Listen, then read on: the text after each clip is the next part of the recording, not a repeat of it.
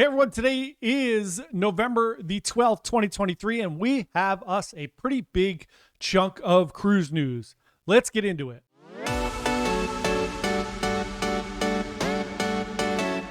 Hey everyone, John here from Bite Size Cruises. Welcome back to the channel. If it's your first time here, thanks for coming to check out our cruise news. We do positive, fun, uplifting cruise news every Sunday at 11 a.m.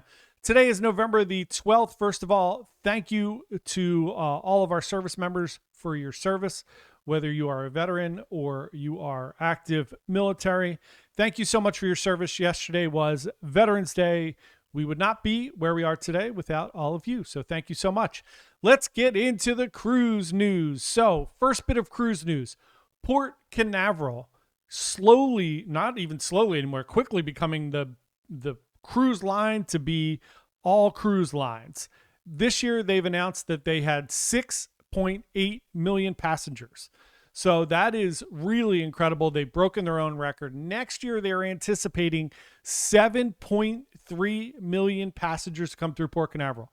I enjoy that terminal. I like Port Canaveral. I like the way it's organized. I think next year it's going to start getting busier and busier, right? It's one of the things that Miami, although the cruise terminal is pretty thorough and easy when you get through it, I think we're going to see, just like Miami, starting next year, Port Canaveral is going to get a little more congested on cruise days. Cruise news story number 2, sticking with our Port Canaveral theme, Utopia of the Seas floated out for the first time this weekend. She is going to be ported in Port Canaveral. Get it? So that is certainly going to add to the passenger count there.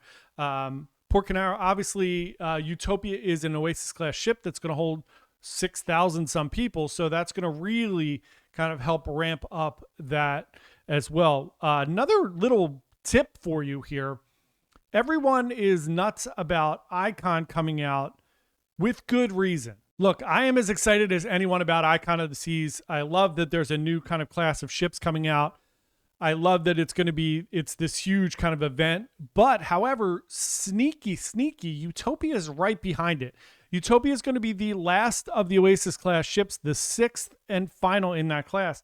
But there's a lot of innovation on that ship and there's a lot of new things. So if you are looking to get on a new ship next year, now granted, they're doing 3 and 4 day sailings, which I actually think is pretty cool. We're doing a back-to-back sailing on Utopia in September. Utopia is going to be doing every single sailing is going to perfect day. So if you do a back-to-back of 7 days, you're going to get to perfect day twice, which maybe that's not a big deal for you. I love that.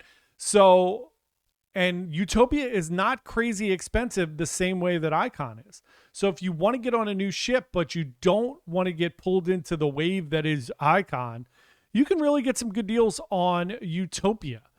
Check it out. You can email me as well, jp@bitesizecruise.com. Happy to give you pricing.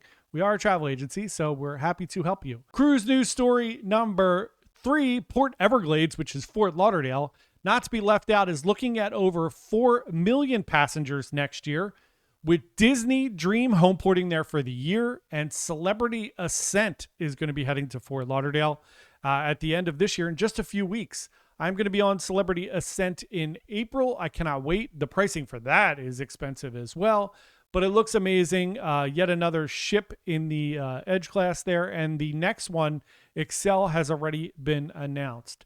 So that is good news for Port Everglades. All 3 of the ports down there, Everglades, on the east coast of Florida, Miami, and Port Canaveral, are just booming at the moment. The Tampa port is much smaller. Jacksonville is a very small port, but the east side of Florida is just crushing it at the moment. Next piece of cruise news, story number 4 today. Carnival has decided to add more West Coast sailings in 25-26. Carnival Firenze, the other of the Costa ships with Venezia, is headed to Long Beach. So that's the Carnival fun style. It's Carnival Italian fun style, whatever that marketing campaign is. God, I butchered that. But that ship is going to be headed to Long Beach. They are adding more sailings over there for the West Coast, which is good news. There are not many of the larger cruise ships over on the West Coast. Seattle has some ships for the Alaska season. And then LA, Long Beach area has a few, but this is really nice that you're getting some cool ships there, because right now Navigator of the Seas for Royals over there. And there's not really much of a presence from the cruise lines as much as there is in Florida. Obviously, there's not as much demand, but it's nice to see that the West Coast is getting some options there. So next up, Galveston. Today is heavy port talk news. Galveston is quickly growing into one of the largest cruise terminals in the country, and they have just gotten approval on a fourth cruise terminal, Terminal 16 over there in Galveston. There has been a lot of news that MSC has been working with Galveston. There's no official news that this terminal is going to be for MSC, but my hunch is if not, there's going to be another one for MSC very, very shortly. That's awesome news for Galveston. I will be sailing out of Galveston in January on Carnival Jubilee. Looking forward to that. We'll have a bunch of videos going on about it. Next up, Royal Caribbean is sending fewer ships to Europe in 2024. I'm not sure why, but they are sending larger ships. They're going to reduce the capacity by about 14%, which is a decent amount, even though Europe sailings are strong. MSC has a lot of ships over there, and there are a lot of European cruise lines. So it could be just the amount of demand over here in the U.S. is so high that they're pulling some ships. But over there in 2024, you are going to see Allure of the Seas, Odyssey of the Seas, Independence, Voyager, Explorer, and Brilliance. Still a lot of ships and a lot of capacity. Also, there's some sneaky news that Allure is finally going to get amplified in 2025. That is certainly not official yet, and I have just read a few things about it online. So we shall see more on that as we learn. Cruise news story number 7. The Travy Awards, which are travel awards, happened last week. Royal Caribbean took home 25 medals as a corporation. So that includes Royal Caribbean, Silver Sea, and Celebrity. Royal Caribbean has so many ships right now, and there are 6 more on order, I think, for all of the cruise lines. They are going to be and are the largest capacity right now for any cruise line for quite some time. So we'll see how it goes. No, MSC is really pushing for North America.